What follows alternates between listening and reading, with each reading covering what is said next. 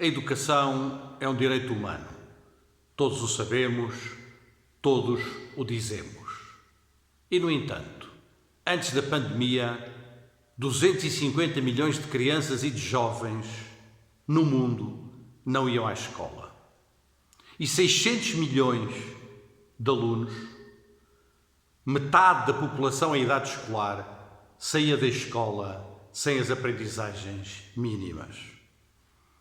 Isto era antes da pandemia. Durante a pandemia, a situação piorou, e muito. E depois da pandemia, como será? A frase vem de um político francês do século XIX, mas foi repetida vezes sem conta nos últimos 2 séculos. Quais são as 3 prioridades do meu governo? A primeira é a educação, a segunda é a educação, a terceira é a educação. Será? As realidades do mundo desmentem todos os dias estas palavras. A escola que tínhamos antes da pandemia já não servia. O que estamos a ver agora serve ainda menos. Precisamos de mudar de via, como diz com grande elegância o filósofo francês Edgar Morin.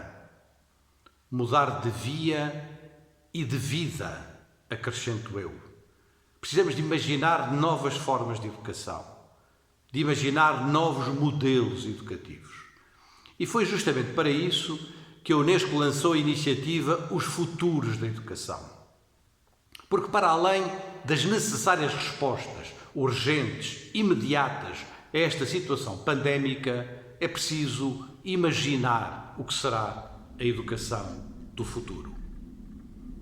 No seio da Comissão Internacional nomeada para o efeito, 3 direções de trabalho começam a desenhar-se. A primeira passa pelo reforço da educação como um bem comum mundial. E dizer que a educação é um bem comum mundial é assumir também a educação como uma responsabilidade global e também do multilateralismo. É dizer que cada um de nós só se poderá dizer educado no dia em que todos forem educados, no dia em que todos tiverem acesso a uma educação de qualidade. É a nossa responsabilidade comum. A segunda direção é a necessidade de repensar os espaços e os tempos educativos, de repensar os ambientes escolares, os ambientes de aprendizagem, de perceber que no ambiente e no formato escolar e no modelo escolar tradicional pouco conseguiremos no século XXI.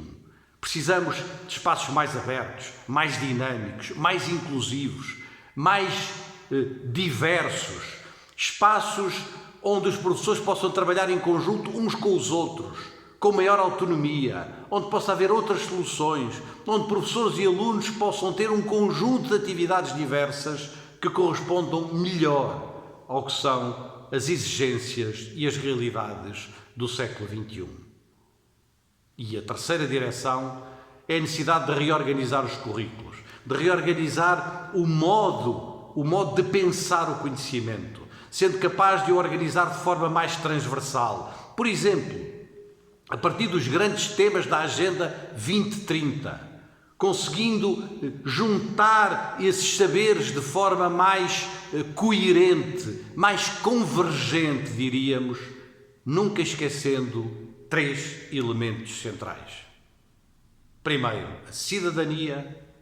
Segundo, a nossa relação com a Terra e o combate contra as alterações climáticas e toda a agenda da ecologia. Terceiro, tudo o que tem a ver com a dinâmica da alfabetização científica, a dinâmica do combate à desinformação e a capacidade de prepararmos os alunos para distinguir o falso do verdadeiro, aquilo que é correto e aquilo que é totalmente incorreto e totalmente falso. Tudo o que fizermos nestas 3 direções passa necessariamente pela luta contra as desigualdades. Desigualdades que são brutais na área da educação. Desigualdades que são também brutais na área do acesso ao digital, que hoje talvez devesse ser considerado o 18º Objetivo do Desenvolvimento Sustentável. Essas desigualdades, que são ainda mais profundas, mais marcadas no caso das raparigas, excluídas da educação e do conhecimento por razões que nenhuma razão, que nenhuma compreensão pode aceitar. É intolerável. Ponto final. Tudo o que fizermos passa necessariamente pela luta contra as desigualdades. E tudo o que pensarmos passa necessariamente por uma lógica de participação, de diálogo, de construção partilhada de soluções. Ninguém tem a solução no bolso. Não há receitas mágicas. É preciso pensar com os outros. E também, para não dizer sobretudo com os jovens, que são obviamente os principais interessados no futuro. O pior de tudo, meus amigos e minhas amigas, seria que as coisas continuassem a ser como têm sido até agora. Precisamos de novas ideias, de novos compromissos nos planos nacionais e internacionais. Precisamos de um novo humanismo em paz com a terra e em paz com os outros. Precisamos, acima de tudo, de libertar o futuro. De libertar o futuro afirmando sempre a educação como um dos mais importantes direitos humanos. E por isso mesmo, como um dos principais deveres de todos nós.